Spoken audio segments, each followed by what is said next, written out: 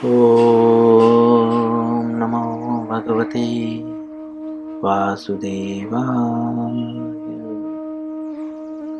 ॐ नमो भगवते वासुदेवाय। ॐ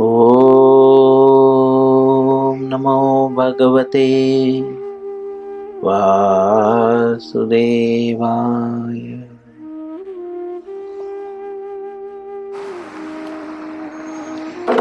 श्री मद्भगवद गीता यथारूप अध्याय 10। अध्याय का नाम है श्री भगवान का ऐश्वर्य। श्लोक संख्या 41। मुझे लगता है ये श्लोक में तात्पर्य कम है, इसके लिए प्रयास करेंगे 41 और 42 दोनों पढ़ने का। 41 पढ़ने के बाद हम 42 में प्रवेश कर जाएंगे। तो पहले हम 41 पढ़ेंगे और समय रहा तो हम 42 का श्लोक पढ़ के अनुवाद और तात्पर्य में प्रवेश करेंगे। सभी लोग मेरे पीछे 41वें श्लोक का उच्चारण करेंगे। यत् यत् विभूति मत् सत्वम श्रीमद् ऊर्जितम एव वा तत् तत् एव अवगच्छत्वं मम तेजः अंशः संभवम्।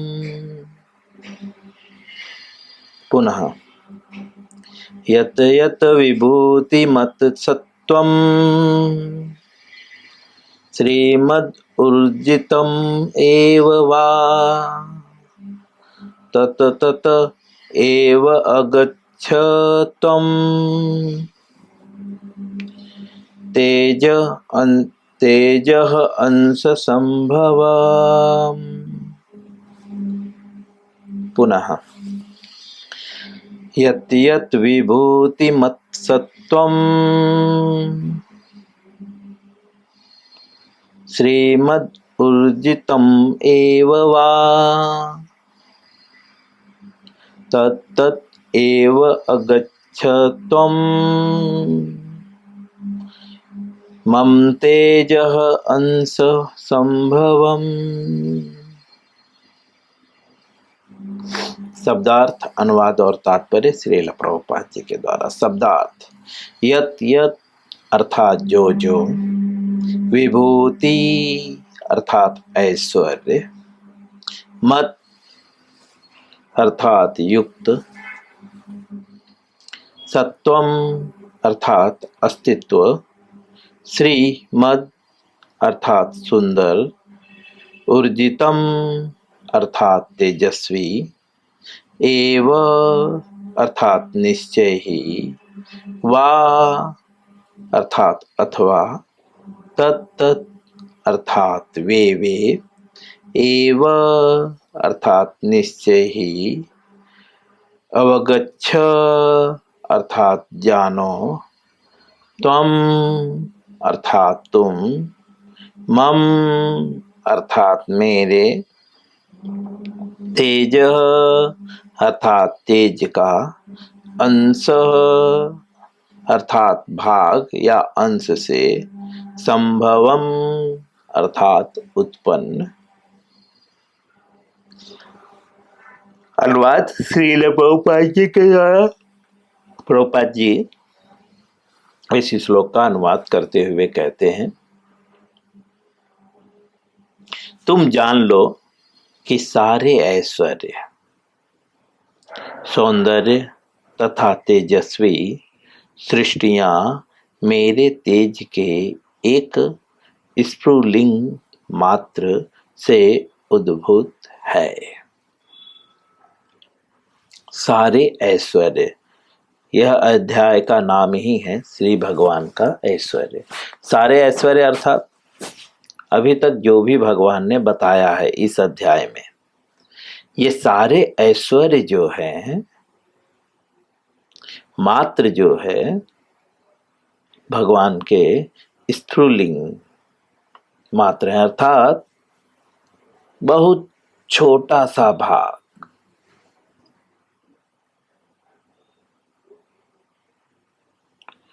प्रभुपाद जी कोड भी करते हैं, भगवान बोलते हैं ये सारे ऐश्वर्य लाइक दिस बोलते हैं, जैसा पीछे हम पढ़ चुके हैं भगवान के बहुत सारे ऐश्वर्यों के विषय में। श्रील प्रभुपाद जी तात्पर्य में इस श्लोक की व्याख्या करते हुए कहते हैं, किसी भी तेजस्वी या सुंदर सृष्टि को चाहे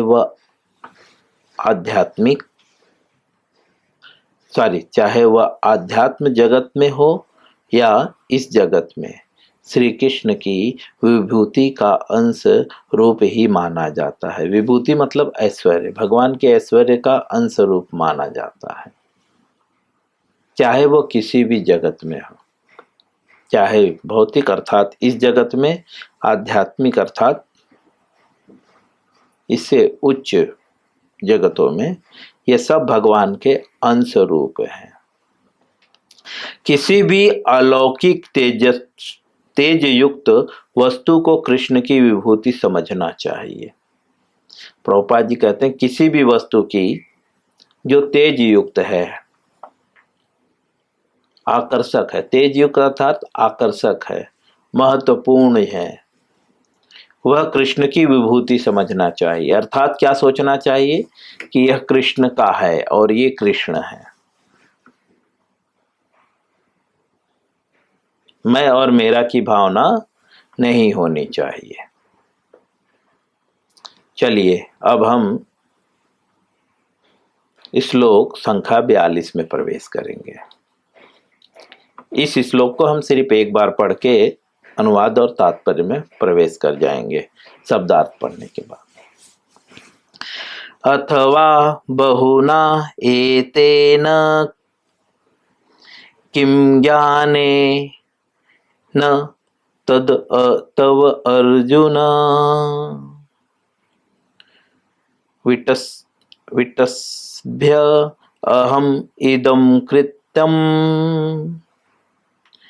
एक अंशेन स्थितः जगत्। पुनः शब्दार्थ। अथवा या, बहुना अर्थात अनेक, एतेन अर्थात इस प्रकार से, किम अर्थात क्या, ज्ञानेन अर्थात जानने से, तव अर्थात तुम्हारा, अर्जुन हे अर्जुन, विष्टभ्य अर्थात व्याप्त होकर, अहम अर्थात मैं, इदम अर्थात इस कृत्रिम अर्थात संपूर्ण, एक अर्थात एक, अंशेन अंश के द्वारा, स्थितः अर्थात स्थित हूँ, जगतः अर्थात ब्रह्मांड में। अनुवाद श्रील प्रभुपाद जी के द्वारा। किंतु हे अर्जुन, इस सारे विशद ज्ञान की आवश्यकता क्या है?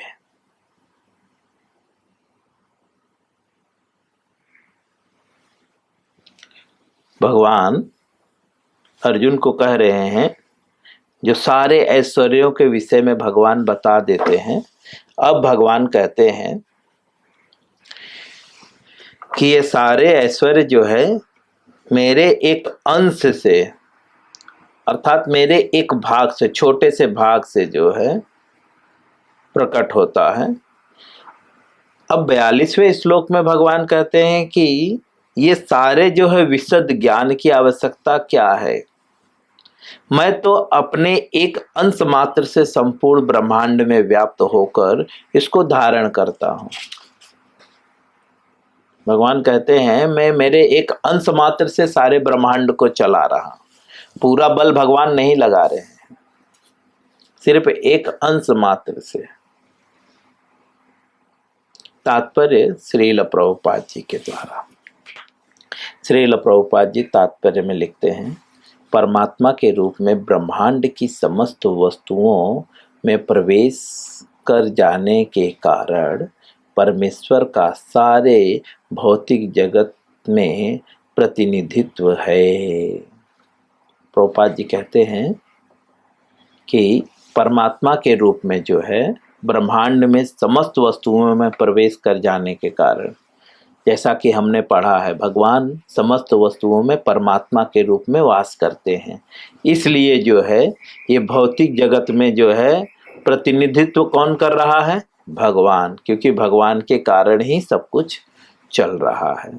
भगवान यहाँ पर अर्जुन को बताते हैं कि यह जानने की कोई सार्थकता नहीं है कि सारी वस्तुएं किस प्रकार से पृथक पृथक ऐश्वर्य तथा उत्कृष्ट में स्थित है। उसे इतना ही जान लेना चाहिए कि सारी वस्तुओं का अस्तित्व इसलिए है क्योंकि कृष्ण अब उनमें परमात्मा रूप में विशिष्ट हैं, प्रविष्ट हैं। प्रभुपाद जी कहते हैं कि भगवान अर्जुन को कह रहे हैं ये सारे विषयों को ज्यादा विस्तार से जानने की जरूरत नहीं है, बस इतना जान लो कि कृष्ण है तभी ये सारी वस्तुएं हैं। सारे वस्तुओं का अस्तित्व इसलिए है क्योंकि कृष्ण उसमें है, बस इतना आप जान लो। अगर कृष्ण नहीं है तो उस वस्तु का कोई अस्तित्व नहीं है,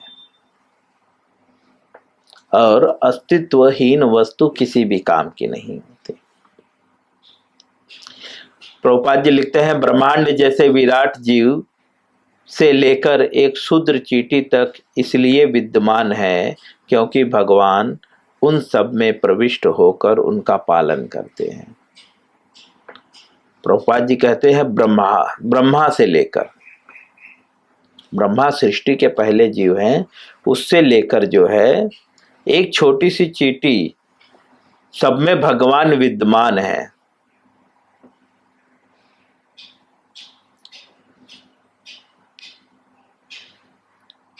और उनका पालन करते हैं, भगवान ही पालन करते हैं।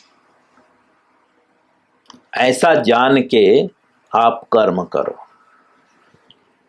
यह कहने का तात्पर्य है। या जो अर्जुन का प्रश्न था कि मैं किस तरह से आपका स्मरण करूं,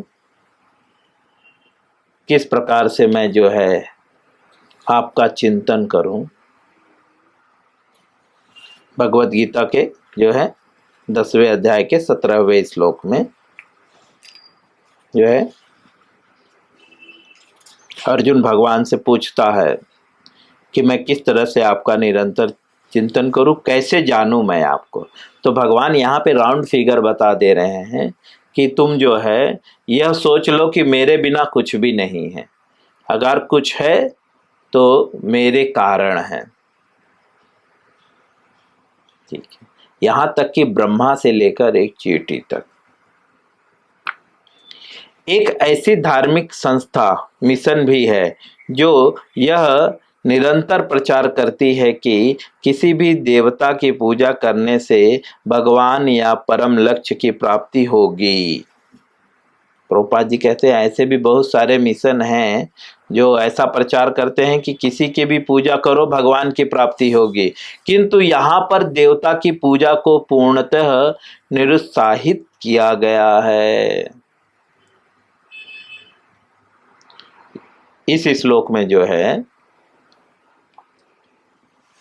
देवता की पूजा को निरुत्साहित किया गया है। एक मिनट, प्रभुपाद जी लिखते हैं कि ऐसे भी बहुत सारे मिशन हैं, अर्थात ऐसी भी बहुत सारी संस्थाएं हैं, धार्मिक संस्थाएं जो बोलते हैं कि किसी भी देवी देवता की जो है पूजा करने से जो है भगवान की प्राप्ति हो जाएगी। लेकिन इस श्लोक में जो है सीधा ही मना कर रहे हैं भगवान, ऐसा पॉसिबल ही नहीं है। क्योंकि ब्रह्मा तथा शिव जैसे महानतम देवता भी परमेश्वर की विभूति के अंश मात्र हैं। प्रभुपाद जी कहते हैं ब्रह्मा और शिव जैसे महान देवता भी जो है भगवान के अंश मात्र हैं। वे समस्त उत्पन्न जीवों के उद्गम है। भगवान कौन है? समस्त जीवों से उद्गम, और उनसे बढ़कर कोई नहीं है। इसीलिए जो है आप उनकी पूजा करोगे तो कुछ होने वाला नहीं। हालांकि बता दिए गए हैं कि जब जिसकी पूजा करोगे उस लोक को जाओगे। अब श्रील प्रभुपाद जी आगे कहते हैं, वे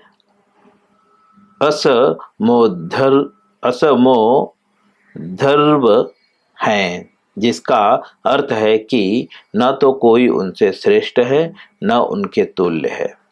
पद्म पुराण में कहा गया है कि जो लोग भगवान श्री कृष्ण को देवताओं की कोटि में, चाहे वे ब्रह्मा या शिव ही क्यों न हो, मानते हैं, वे पाखंडी हो जाते हैं। प्रभुपाद जी कहते हैं पद्म पुराण में ऐसा कहा गया है कि जो भगवान को किस कोटि में मानते हैं, जैसे ब्रह्मा जी हैं, शिव जी हैं, वैसे कुछ लोग बोलते हैं ना, जैसे ब्रह्मा है वैसे वैसे कृष्ण भी वैसे ही हैं, सभी भगवान हैं। तो ऐसे लोग जो है पाखंडी हो जाते हैं। पाखंडी मतलब ड्रामेबाज, ढोंगी।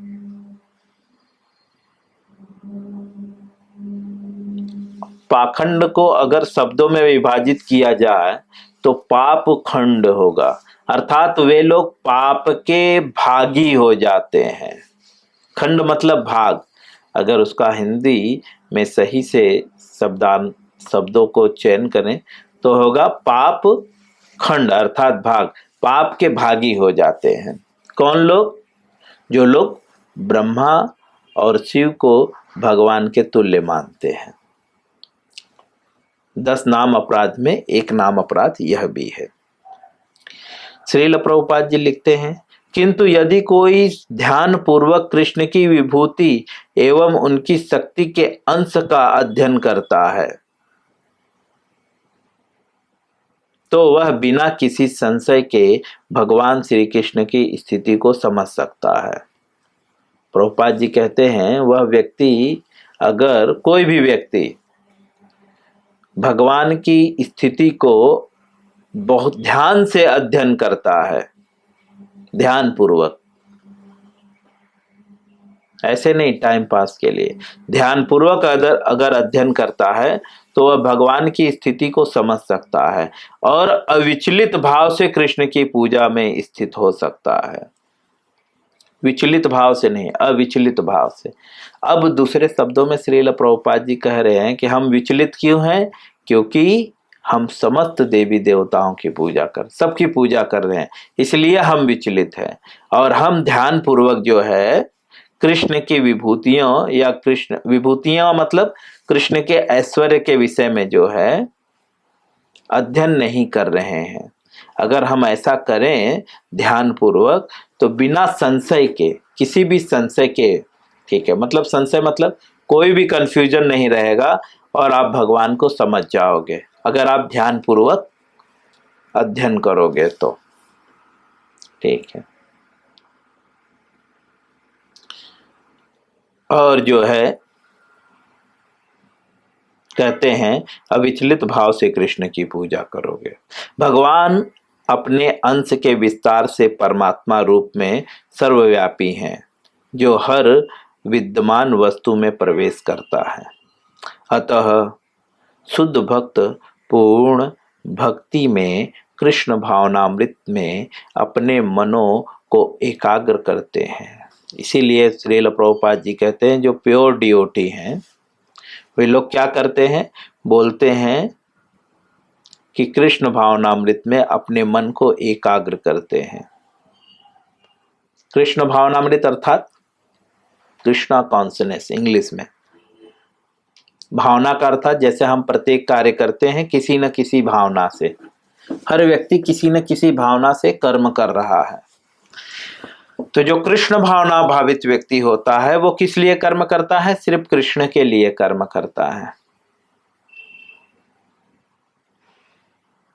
खाता है तो कृष्ण के लिए, कमाता है तो कृष्ण के लिए, कहीं जाता है तो कृष्ण के लिए, परिवार का पालन करता है कृष्ण के लिए। कृष्ण देते हैं तो ले लेता है, कृष्ण लेते हैं तो दे देता है। ठीक है।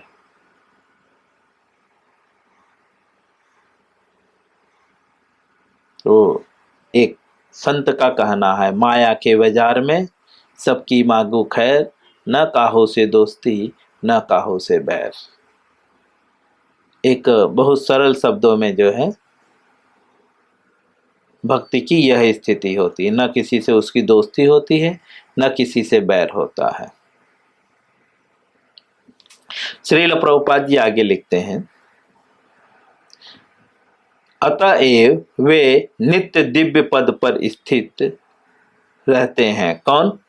जो प्योर डिवोटी है। क्यों? क्योंकि वो मन को कृष्ण भावनामृत में एकाग्र करते हैं और कहीं एकाग्र नहीं करते हैं, अर्थात वो प्रत्येक कर्म कृष्ण के लिए करते हैं, इसीलिए जो है वे दिव्य पद पर स्थित होते हैं।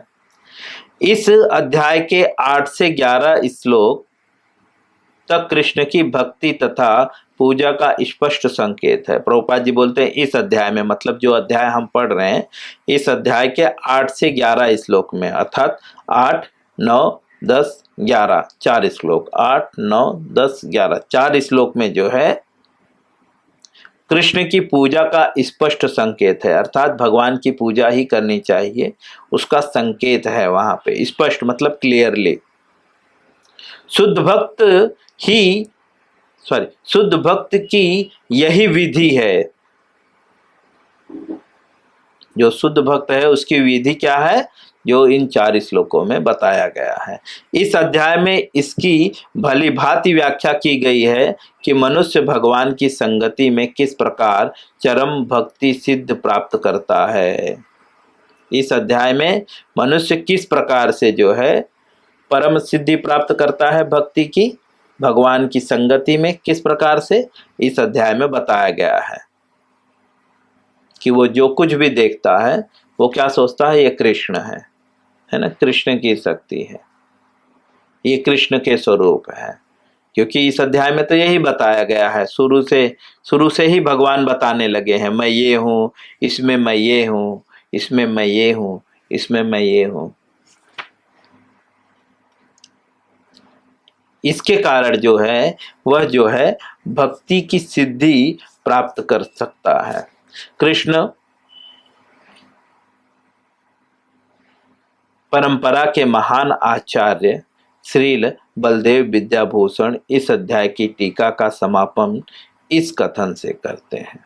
प्रभुपाद जी कहते हैं कि एक कृष्ण भक्त हैं जो हमारी परंपरा में, कृष्ण की परंपरा में हैं, जिनका नाम है बलदेव विद्याभूषण।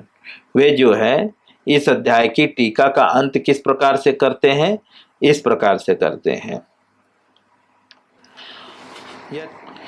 यचच्छति लेशात् सूर्याद् भवन्त्यस्युग्रतेजसः यदेमसेन धृतं विश्वं स कृष्णो दशमेश्वर्यते।